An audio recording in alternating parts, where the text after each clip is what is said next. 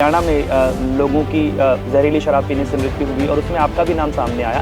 इसको लेकर के आप क्या कहना चाहेंगे? जब आदमी आगे बढ़ता है तो उसके बीच में कठिनाइयाँ बहुत सारी आती हैं, मुश्किलात आती हैं। तो ऐसी मुश्किलातों में उस वक्त के जो दूसरे व्यापारी रहे उन लोगों ने कहीं ना कहीं इन्वॉल्व करके ये रचना षड्यंत्र रचा होगा। महेंद्र सिंह भाटी की हत्या के मामले में उत्तराखंड हाईकोर्ट से आपको सबूतों के अभाव में बरी कर दिया गया और अब उत्तर प्रदेश में विधानसभा के चुनाव भी आ रहे हैं, तो मात्र ये एक संयोग है या फिर इसे यूपी की पॉलिटिक्स में डीपी यादव का कमबैक कहा जाए? मेरे ना तो महेंद्र भाटी कभी राजनीतिक गुरु रहे, वो दादरी के एमएलए थे, मैं बुलंदशहर का एमएलए था। मेरी उनसे कोई रंजिश नहीं, इस केस से मेरा कोई लेना देना नहीं। 2017 के चुनावों के दौरान अगर मैं बात करूं तो आपकी श्रीमती उमलेश यादव जी, उनका चुनाव जो है वो निरस्त कर दिया गया क्योंकि वो अपने चुनावी खर्च का ब्यौरा नहीं दे पाई।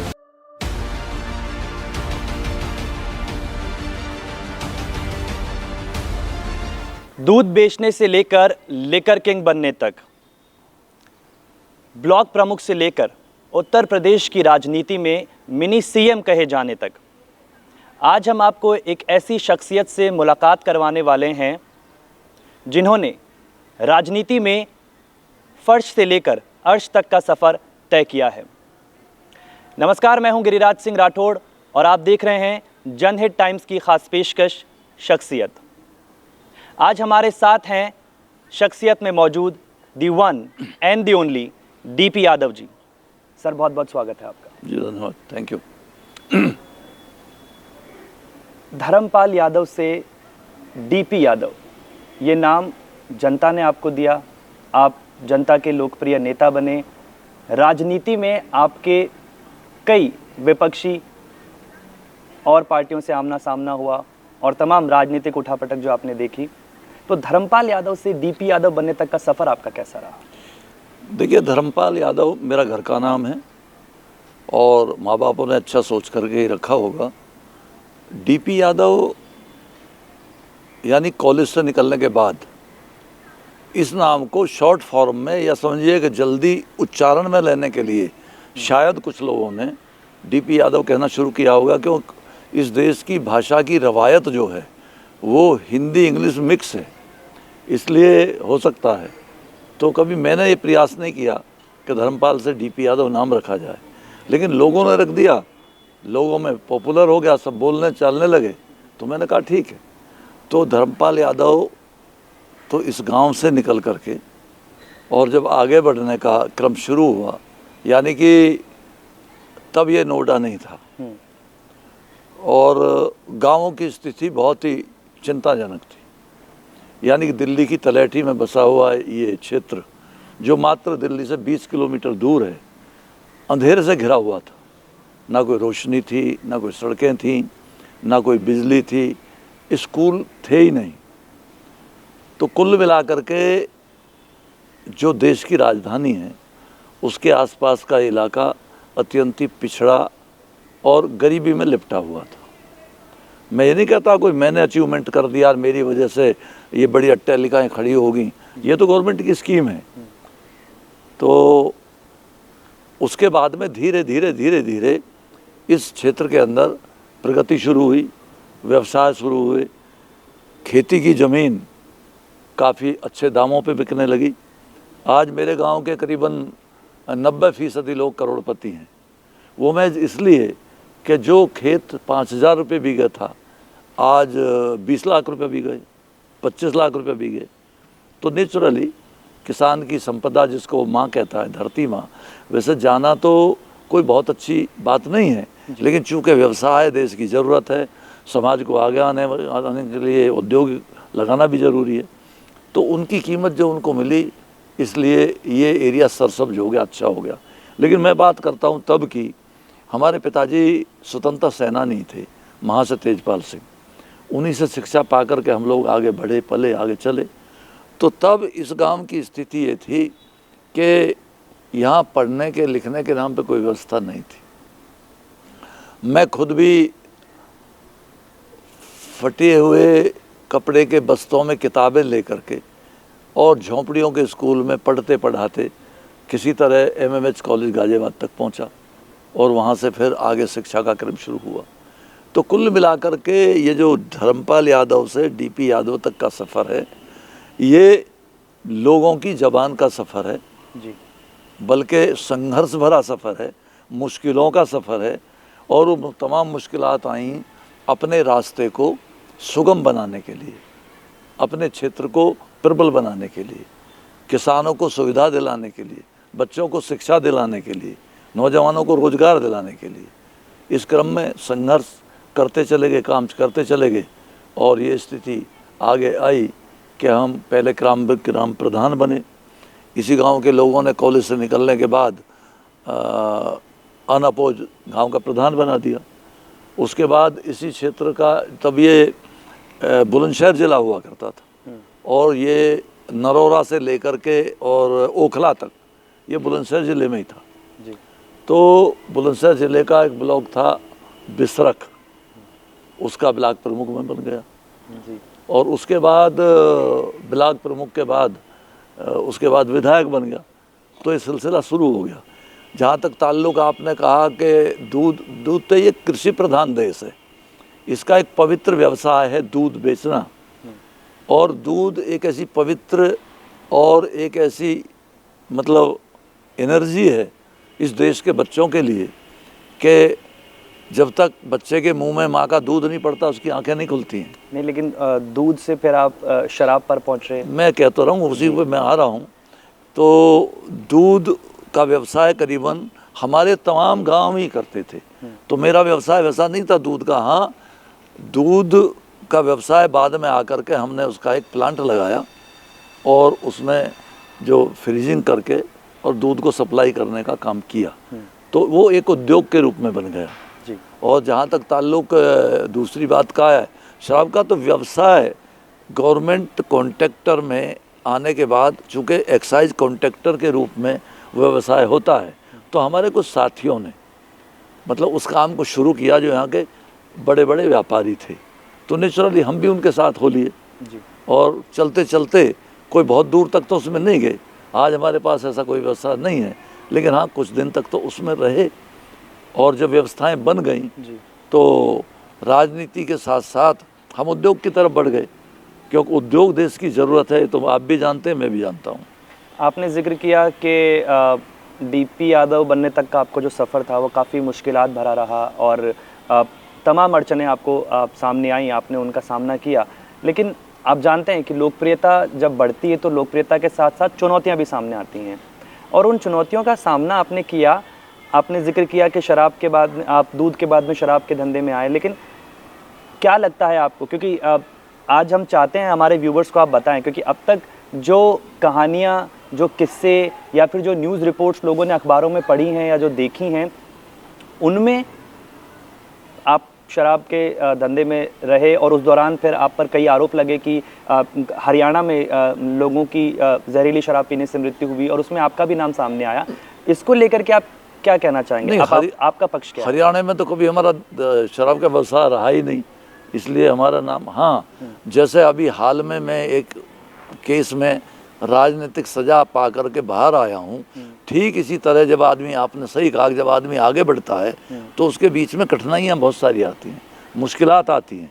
तो ऐसी मुश्किलातों में उस वक्त के जो दूसरे व्यापारी रहे उन लोगों ने कहीं ना कहीं इन्वॉल्व करके ये रचना षड्यंत्र रचा होगा। बाकी मैं तो कभी हरियाणा गया नहीं उस रूप में, व्यापारी के रूप में, और ऐसा कभी वहाँ व्यापार हमने किया भी नहीं। लेकिन वर्चस्व की बात अगर हम करें तो न सिर्फ उत्तर प्रदेश की राजनीति में बल्कि हरियाणा से लेकर उत्तर प्रदेश तक डीपी यादव ये नाम राजनीतिक वर्चस्व के तौर पर सबसे ऊपर लिया जाता है। नहीं, देखिए, राजनीतिक वर्चस्व के रूप में लेना जनता का काम है, ये मेरा और आपका काम। हाँ, मेरे सही पक्ष को मीडिया ने कहीं सही रूप में रखने का काम ही नहीं किया। मैं नहीं जानता, क्योंकि मैंने कभी अप्रोच भी नहीं किया। मैंने कभी नहीं कहा कि भाई मेरे उसमें तुम बहुत सारी चीज़ें लिखो। जो रूटीन में मैं चलते रहे, अपना काम करते रहे।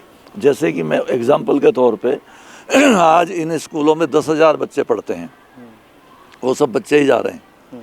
10,000 बच्चों को पढ़ाने का पक्ष आज तक किसी मीडिया ने नहीं रखा, जबकि इस इलाके में जितने पब्लिक स्कूल्स हैं नोएडा में, सबसे कम फीस में हम इसलिए बच्चों को पढ़ाते हैं, सबसे अच्छी एकेडमिक सिस्टम में पढ़ाते हैं, सबसे अच्छी शिक्षा उनको इसलिए देते हैं कि हम उस अभाव में घिरे हुए लोग हैं। हमको शिक्षा नहीं मिली, हमारे परिवारों को शिक्षा नहीं मिली, तो हमने सबसे पहला प्रयास ये किया कि अपने गांव के बच्चों के लिए, अपने इलाके के बच्चों के लिए यहाँ अच्छे स्कूल बनाए जाएं, और वो स्कूल हमने बनाए। और अपने व्यूवर्स को हम ये बताएं कि जो भी आपके मन के सवाल हैं, जो भी आपको लग रहा है, डीपी यादव से तीखे चुटीले सवाल भी होंगे, लेकिन डीपी यादव की शख्सियत का दूसरा पहलू क्या है, क्योंकि इस समय हम Yadu public school YPS Noida Sarfabad में मौजूद हैं, जो कि इनका पैतृक गांव भी है, और ये वो स्कूल है जहां पर 10,000 बच्चे शिक्षा प्राप्त करते हैं, और इस स्कूल का बड़ा बृहद कैंपस है, और आप बच्चों को शिक्षा दे रहे हैं, देश की नींव मजबूत हो रही है। लेकिन इसके साथ ही ये ख्याल क्या आपके मन में शुरुआत से था? जगदीश नगर से आपने दूध बेचने का सफ़र जो अपना शुरू किया, और उसके बाद में उत्तर प्रदेश विधानसभा तक पहुंचने के सफ़र के दौरान शिक्षा आपके दिमाग में कहाँ थी, और आप कहाँ तक शिक्षित? देखिए, जिस अभाव में हम भटके हैं, परेशान हुए हैं, वो हमेशा से हमारे दिमाग में थी। हमको शिक्षा कैसे कैसे मिली है, एक गांव के गरीब के बच्चे को, बेटे को, बेटी को किस तरीके से शिक्षा की तरफ जाना पड़ता है। उस वक्त बिल्कुल ये अंधेरी दुनिया थी, यहाँ स्कूल नहीं थे। मैंने अभी पहले भी बताया आपको कि यहाँ महज गढ़ी चौखंडी एक पास का गांव है, उसमें झोंपड़ियों का एक जूनियर हाई स्कूल था, जिसमें पहला बैच 6ठी क्लास का मिली है। एक गांव के गरीब के बच्चे को, बेटे को, बेटी को किस तरीके से शिक्षा की तरफ जाना पड़ता है। उस वक्त बिल्कुल ये अंधेरी दुनिया थी, यहाँ स्कूल नहीं थे। मैंने अभी पहले भी बताया आपको कि यहाँ महज गढ़ी चौखंडी एक पास का गांव है, उसमें झोंपड़ियों का एक जूनियर हाई स्कूल था, जिसमें पहला बैच 6ठी क्लास का मैं जिसमें पढ़ने गया था। तो ये अभाव हमेशा खटकता रहा कि यार इस इलाके के बच्चों का अधिकार भी है शिक्षा लेना, आगे बढ़ना, क्योंकि हमारे बीच में वो लोग भी तो रहते थे जिन्होंने आज़ादी की लड़ाइयाँ लड़ी। हमारे जो पेरेंट्स थे, हमारे जो पिताजी थे, वो सरदार पटेल के लगान आंदोलन में 21 दिन बुलंदशहर की जेल में रहे थे, जो लगान आंदोलन पटेल जी ने चलाया था कि लगान मत दो अंग्रेज़ों को। तो ऐसे लोग, इन लोगों से शिक्षा पा करके ये तो मन में हमेशा रहेगा ही कि हम अभाव भरे लोगों को, गरीब लोगों को, परेशान लोगों को आगे लेकर के आएँ, हमारी आवाज़ सुने। इसलिए उस मकसद से हमने स्कूलों का निर्माण करना शुरू किया। लेकिन उसके लिए हम कभी पब्लिसिटी पाने नहीं गए, कभी किसी को बता। आज हमारे स्कूल के लड़के लड़कियां प्राइज़ लेके आते हैं। हमारे इसी स्कूल की प्रिंसिपल को कम से कम 4 से 10 तक एकेडमिक प्राइज़ मिल चुके हैं। अभी मुख्यमंत्री आए थे योगी आदित्यनाथ जी, उन्होंने खुद इनको प्राइज़ दिया, प्रिंसिपल को बुला करके यहाँ से। तो सवाल ये है, अपने आसपास के लोगों को, गरीबों के बच्चों को काबिल कैसे बनाया जाए, वो मकसद हमेशा हमारे दिमाग में रहा। जी, और ये बात दिमाग में आपके तब आ सकती है या जब आपके दिमाग में शुरू से ही शिक्षा एक ज़्यादा महत्व रखती हो, आप स्कॉलर रहे, आपकी शिक्षा के बारे में अगर हम जनता को बताएं तो आप कहाँ तक शिक्षित हैं? मैं ग्रेजुएट हूँ, इस गांव का पहला ग्रेजुएट, इसलिए शिक्षा के प्रति मेरा लगाव, रुझान हमेशा से रहा है। मैंने बताया ना, हम लोग गरीबी में रह करके ऐसे स्कूलों में जहाँ सहूलियत नाम की कोई चीज़ नहीं है, ये इलाका सबसे पहले इस गांव में 18 किलोमीटर दूर से बिजली में लेकर के आया लाइन से। इस इलाके की पहली सड़क जो इस स्कूल तक पहुंची, चेयरमैन नोएडा से मैं नदी के किनारे किनारे बनवा करके लाया ताकि बच्चे दूसरे गांवों से आ जा सकें। तो ऐसी स्थिति थी इस पूरे इलाके की। दूसरे सेगमेंट की तरफ बढ़ते हैं डीपी यादव साहब। महेंद्र सिंह भाटी की हत्या के मामले में उत्तराखंड हाईकोर्ट से आपको सबूतों के अभाव में बरी कर दिया गया है, और अब उत्तर प्रदेश में विधानसभा के चुनाव भी आ रहे हैं। तो मात्र ये एक संयोग है या फिर इसे यूपी की पॉलिटिक्स में डीपी यादव का कमबैक कहा जाए? देखिए, कई जाने अनजाने रूप में, मैं नहीं जानता हूँ पत्रकार कहाँ से शिक्षा पाते हैं। मेरे ना तो महेंद्र भाटी कभी राजनीतिक गुरु रहे, वो दादरी के एमएलए थे, मैं बुलंदशहर का एमएलए था। मेरी उनसे कोई रंजिश नहीं, इस केस से मेरा कोई लेना देना नहीं। लेकिन महज पॉलिटिकल प्रगति को रोकने के लिए कुछ लोगों ने षड्यंत्र रचा, और सर्वविदित है ये कि राजनीतिक में जो आका बैठे थे, जिनको ये थोड़ा मतलब परेशानी हो गई थी कि मैं इतनी तेज़ी से क्यों बढ़ा जा रहा हूँ। मैं अपने काम के बल पर राजनीति करता हूँ। मेरे लिए कोई दुनिया का आदमी एलिगेशन नहीं लगा सकता कि मैंने कभी एक पैसे से लेके 1 रुपया या लाख रुपया कभी पॉलिटिकल ग्राउंड से कमाया है। और ये इस बात का प्रूफ है, प्रमाण है कि नोएडा अथॉरिटी में बैठे हैं, यहाँ बड़े बड़े नेताओं ने अपने राजमहल बनाए हुए हैं, मॉल्स बनाए हुए हैं, कोठियाँ बनाई हुई हैं। डीपी यादव ने कभी 1 इंच ज़मीन भी नहीं मांगी कभी नोएडा अथॉरिटी से। मेरी कोई एप्लीकेशन नहीं है कि मैंने नोएडा अथॉरिटी को ये कहा हो कि मुझको ये प्लॉट दे दीजिए, जबकि राजनीतिक स्थिति यहाँ का आप बेहतर जानते हैं। लेकिन आपके प्रतिद्वंदी तो आप पर आरोप लगाते हैं कि आप मांगने के बजाय कब्जा कर लेते हैं। एक भी आप यहाँ बैठे हैं नोएडा में, आप तस्दीक कीजिए ना। अगर जो आदमी खुद अपने बाप की ज़मीन को स्कूलों को दान देता हो, वो किसी पे क्या कब्जा करेगा, क्यों करेगा? यहाँ जहाँ बैठे हैं ये हमारी ज़मीन है। हमने स्कूलों के लिए भी नोएडा अथॉरिटी को एप्लीकेशन नहीं दी, क्यों? कि ज़मीन हमारे पास थी। हम स्वाभिमान की ज़िंदगी जीने वाले लोग हैं, तो हम पल्ला फैला करके और भीख मांग करके ज़िंदगी जीने वाले लोग नहीं हैं। इसलिए हमने अपनी पैतृक भूमि को, अपने गांव की ज़मीन को, अपने गांव के लोगों की ज़मीन में स्कूल और बच्चों के पठन पाठन का क्रम शुरू किया। आपने जिक्र किया कि आप पर एक भी पैसे का आरोप कोई नहीं लगा सकता है और आप तमाम चीज़ों का आपके पास में जवाब है, लेकिन उत्तर प्रदेश में सबसे अमीर राजनेता के तौर पर सबसे पहले नाम डीपी यादव का सामने आता है। गलत फहमी है आपको। हमसे तो सभी रईस हैं। आप कभी जो निर्वाचन अधिकारी के यहाँ लिस्ट लगी हुई है उसको उठा करके देखा, आज कौन सी पार्टी है जिसमें करोड़पति लोग नहीं हैं?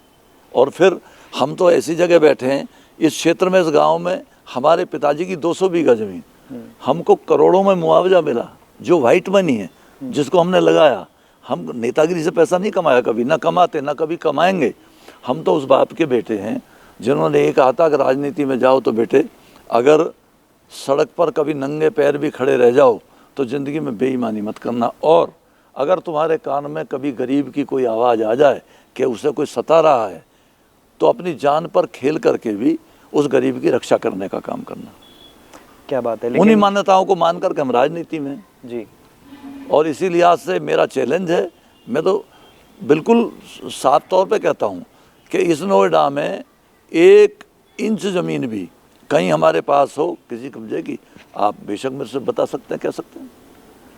हम पे अपनी ज़मीन इतनी, अपने पिताजी की, अपने परिवार की ज़मीन इतनी है जिसमें हमने स्कूल, वरना इतनी बड़ी बड़ी ज़मीनों में कोई स्कूल खोलता है क्या?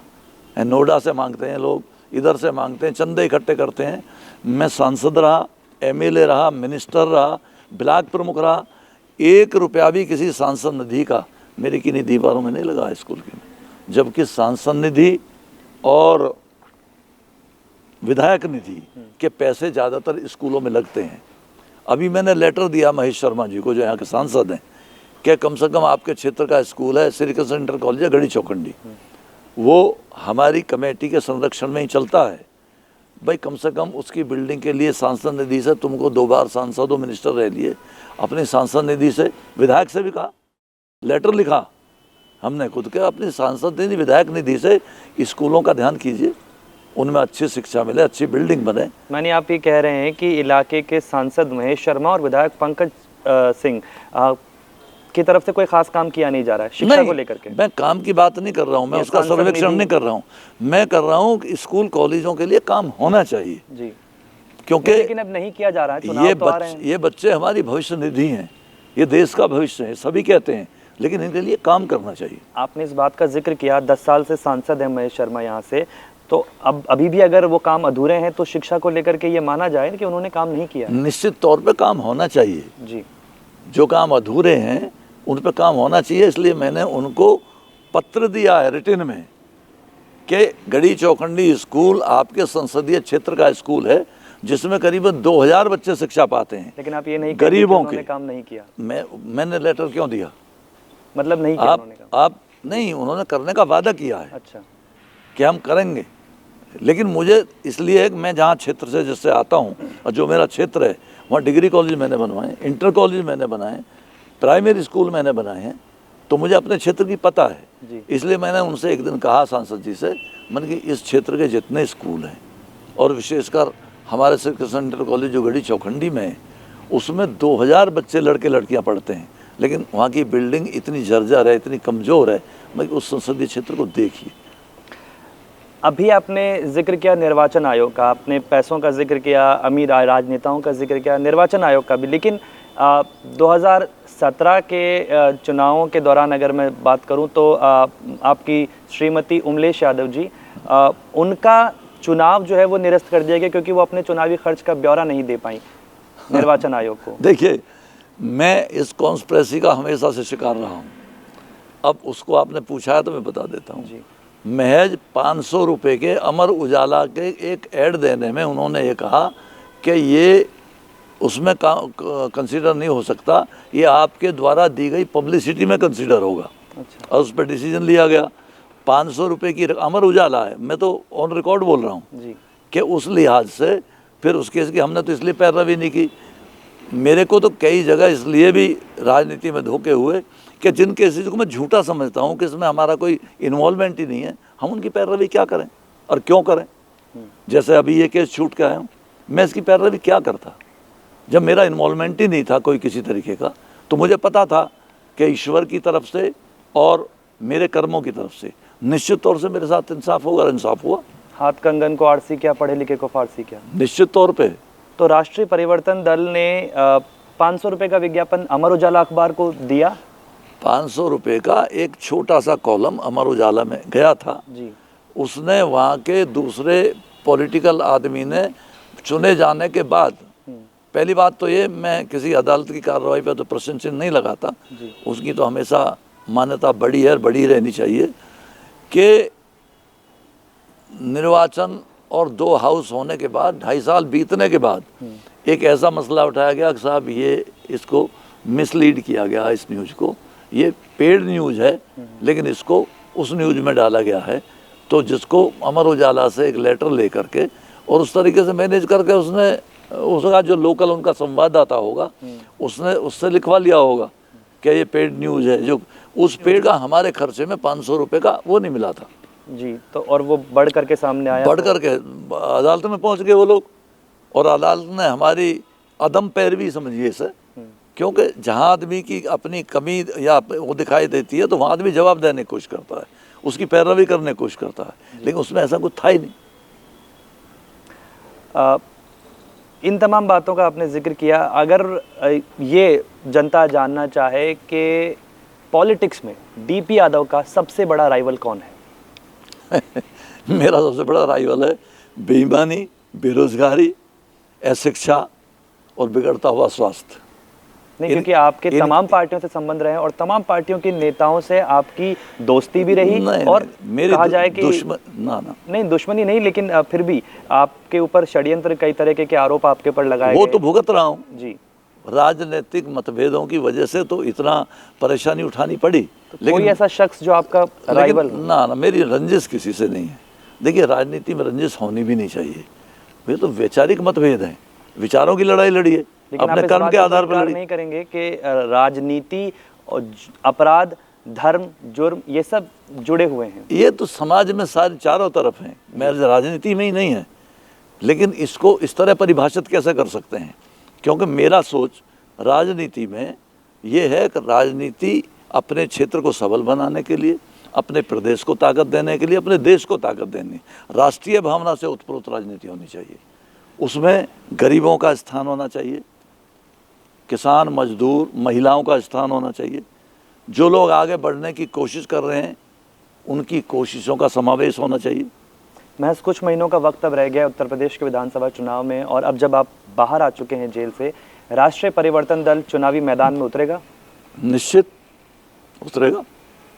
कितनी सीटों पर आप चुनाव लड़ने वाले हैं? अब ये वक्त बताएगा। अभी चूंकि बड़ी बड़ी पार्टियां गठबंधन की तरफ जा रही हैं तो निश्चित तौर से हमको कोई गलतफहमी तो है नहीं, तो हमको बड़ी पार्टी के मालिक तो है नहीं, ये बड़ी पार्टी तो हमारी नहीं है। लेकिन फिर भी सच्चाई के आधार को लेकर के हमने कुछ राजनीति में अपने नियम बनाए हैं, उन नियमों पर चल कर के हम अपनी बात को जनता से कहने की कोशिश करेंगे। बीजेपी, समाजवादी पार्टी, सबसे पहले कांग्रेस और बसपा, ये तमाम चारों बड़ी पार्टियों के साथ आप रहे। ऐसे में किस पार्टी के साथ, अगर आप गठबंधन की बात करते हैं, तो आरपीडी जा सकता है?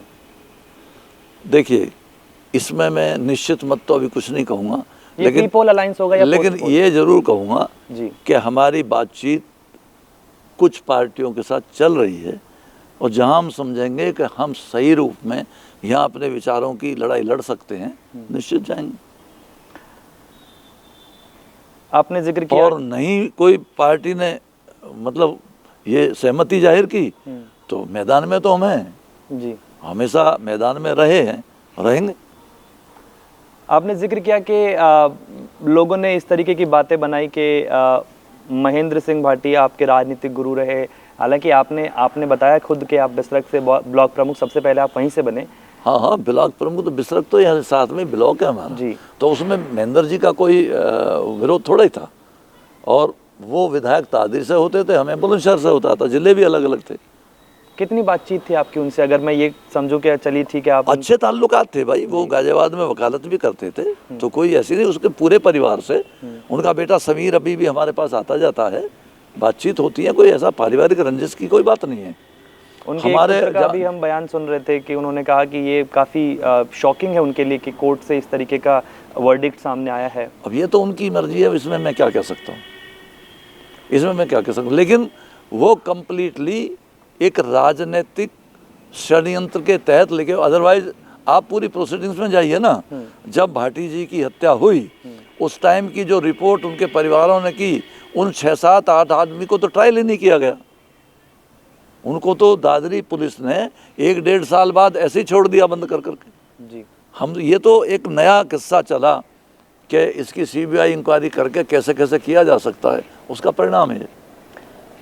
मुलायम सिंह यादव के काफ़ी करीबी आप माने जाते हैं, और समाजवादी पार्टी में आपका कद मुलायम सिंह यादव के बाद जब नेताजी अध्यक्ष थे दूसरे नंबर पर माना जाता था, और जब वो मुख्यमंत्री भी रहे तब भी मिनी सीएम इसीलिए आपको उत्तर प्रदेश का कहते हैं, ऐसा लोग टैग लगाते हैं आप पर।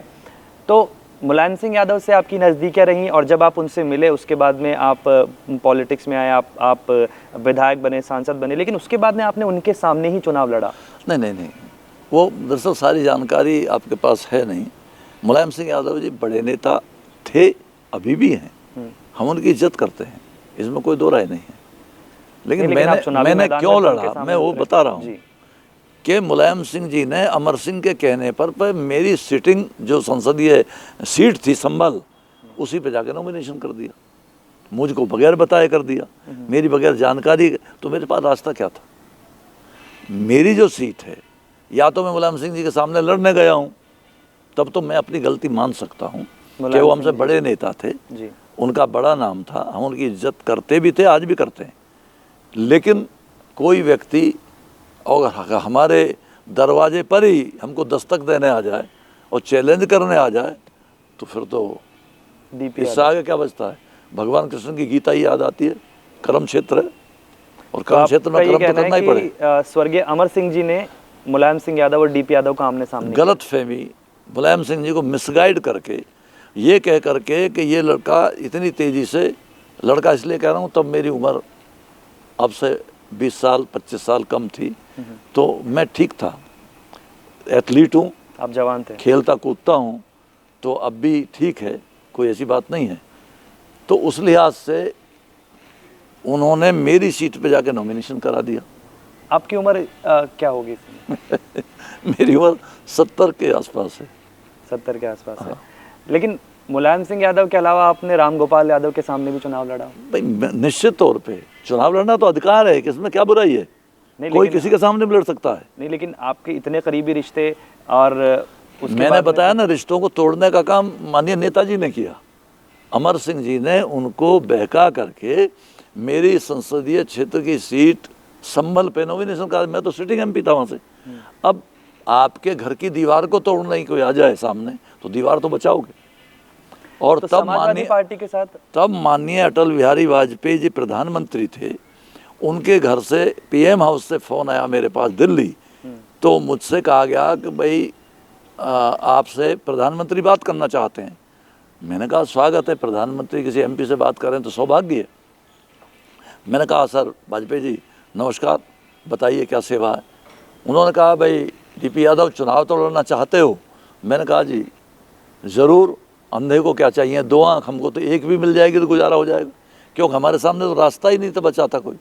2 दिन बाकी रह गए थे नॉमिनेशन के, 2 दिन के अंदर हम किस पार्टी में जाते, क्या कहते, क्या करते। तो उन्होंने कहा कि आप पीएम हाउस आ जाइए। मैं 15 बलवंत राय मेहता से गाड़ी उठा के पीएम हाउस चला गया। बल्कि इस बात के गवाह रंजन भट्टाचार्य जो अटल जी के दामाद है वो हैं, वो भी वहाँ मौजूद थे। तो मैंने कहा जी क्या आदेश है। उन्होंने कहा भाई चुनाव लड़ो, हम आपको उम्मीदवार बनाना चाहते हैं संभल से ही, क्योंकि आपकी सीट है। मैंने कहा जी बहुत खुशी की बात है। और उन्होंने कहा चले जाइए लखनऊ, अपना ये भी फार्म ले आइए। तो माननीय राजनाथ सिंह और कल्याण सिंह जी हमको लखनऊ में मिले थे। उन्होंने जाके कहा कि भाई ये आपका ये भी फार्म है और जाके परसों आप नॉमिनेशन दाखिल कर दीजिए। तो हमारे लिए तो खुशी की बात थी। वो इसलिए खुशी की बात थी कि वो मेरा क्षेत्र था, मेरी सीट थी, वहाँ मैंने लोगों के काम किए थे, 5 वर्ष बहुत मेहनत की थी, समझे नहीं। तो कुल मिला करके मैं चुनाव लड़ा। और चुनाव ईश्वर की दया, ऊपर वाले की मेहरबानी या मेरे दोस्तों की मेहरबानी कि इतना अच्छा चुनाव लड़ा गया हो कि अगर सरकार ना गिरती तो हम जीत गए थे जी। अब 2 बड़ी पार्टियों ने मिल करके सरकार गिरा दी और प्रदेश के गवर्नर ने रात को 1 बजे नई सरकार को ओथ दिला दी। क्या ये संवैधानिक तौर से सही है? जी बिल्कुल ये गलत है। लेकिन समाजवादी पार्टी के साथ में आपका गहरा रिश्ता रहा, चाहे आप चारों पार्टियों में रहे, शुरुआत आपने कांग्रेस पार्टी से की, लेकिन फिर भी क्यों ऐसा क्या हुआ कि नेताजी के बाद जब अखिलेश यादव ने कमान संभाली तो दोबारा से आप समाजवादी पार्टी में शामिल नहीं हो पाए? ये कहा गया कि मनमुटाव है कुछ। नहीं, देखिए अखिलेश जी से मेरा बहुत दूर तक परिचय भी नहीं था, उसके बाद भी कोई ऐसा आमने सामने परिचय नहीं हुआ और कभी विरोध नहीं है कोई अखिलेश जी से, कोई ऐसा विरोध नहीं है, किसी से भी नहीं है। तो ऐसा कुछ नहीं था, बस तालमेल कभी नहीं बनता तो नहीं बना। कांग्रेस पार्टी, क्योंकि आपने उनके साथ शुरुआत की और इस समय जो हालत है कांग्रेस पार्टी की, चाहे प्रियंका गांधी कमान संभाल रही हैं उत्तर प्रदेश में, उत्तर प्रदेश की राजनीति में और आने वाले चुनाव में डीपी यादव को क्या लगता है कौन सी पार्टी सबसे आगे? आगे तो वही लोग हैं जो सत्ता में, बीजेपी। और अभी मोदी जी ने एक बहुत अच्छा फैसला लिया है किसानों के ये कानून वापस लेने का, तो उससे तो उस लिहाज से तो मोदी जी और आगे चले गए। नहीं, लेकिन किसान तो अभी भी मानने को राजी नहीं है। देखिए अब मैं भी किसान हूँ, मतलब मैं अपने हाथ से खेती लगातार बरसों किया हूँ। कॉलेज के छुट्टियों के दिनों में हमारे पिताजी हमको बैल और हल पकड़ा देते थे, जाओ खेत में जुताई करो।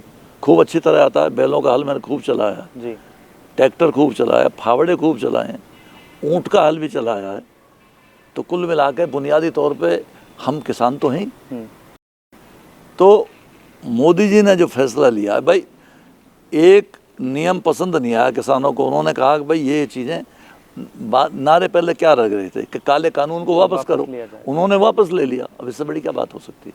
नहीं, हालांकि अभी भी एमएसपी पर कुछ ना कुछ नाराज़गी है, लेकिन क्योंकि आप नरेंद्र मोदी के फैसले का स्वागत कर रहे हैं, देश के प्रधानमंत्री हैं, लेकिन इस बात को समझना बहुत ज़रूरी है कि 1 साल लंबा ये आंदोलन चला और दिल्ली एनसीआर की जनता को काफ़ी ज़्यादा परेशानी हुई। अंतर्राष्ट्रीय स्तर पर भारत की जो छवि है उसको लेकर के बिगाड़ने की कोशिश की गई और 1 साल बाद में नरेंद्र मोदी की स्टाइल की जो पॉलिटिक्स है, बीजेपी की स्टाइल की जो पॉलिटिक्स है, जो कड़े फैसले वो लेते हैं, आज तक अभी तक उन्होंने जितने भी कानून बनाए वो वापस नहीं लिए, लेकिन किसान आंदोलन के बाद में तीनों कानून वापस लेना यूपी की राजनीति में, चुनाव में कहीं ना कहीं कुछ पिछड़ता नजर आया। ये वजह लगी आप? देखिए ये तो पॉलिसी मैटर है, बेहतर तो मोदी जी जानते हैं, उनकी पार्टी जानती है, इसमें हम क्या कह पाएंगे। लेकिन हमें तो कुल मिला के परोक्ष रूप में लगता है कि जो किसान लाखों हजारों की संख्या में परेशान थे उनको कुछ राहत मिली, उनकी कुछ बातें मानी गई हैं, तो अच्छी बात है। अच्छा, एक आखिरी सवाल, क्योंकि आपके चारों पार्टियों से अच्छे खासे संबंध रहे, लेकिन अंतिम बार 2014 में आप राजनीति में ये क्या सोचते हैं कि पार्टियों से अच्छे संबंध नहीं रहने चाहिए? नहीं, बिल्कुल भाई लोकतंत्र है जी, और दोस्ती के माहौल में राजनीति चलनी चाहिए, दुश्मनी के माहौल में नहीं चल सकती है। नहीं, ऐसे में इसलिए सबसे ताल्लुक रहना तो कौन सी बुरी बात है, अच्छी बात है। तो आपको तो उत्तर प्रदेश में टाइटल दिया जाता है कि आप अगर किंग ना बने तो आप किंग मेकर हैं। नहीं, ऐसी वो गलतफहमी हमको तो नहीं है, कम से कम कुछ लोग कहते हैं, सुनते हैं, एक अलग बात है जी। लेकिन इसमें कोई दो राय नहीं कि पहली सरकारों के मुख्यमंत्रियों को किसी ना किसी रूप में हमारा सहयोग रहा है, चाहे माननीय मुलायम सिंह यादव ही हों। शुरू के चुनाव के बाद जब मुलायम सिंह जी मुख्यमंत्री बने, निश्चित तौर से मैं एक्सेप्ट करता हूं, उसमें हम नौजवान लोगों के विधायकों का बहुत बड़ा सहयोग रहा। जेल से आने के बाद आपकी मुलाकात हुई नेताजी से?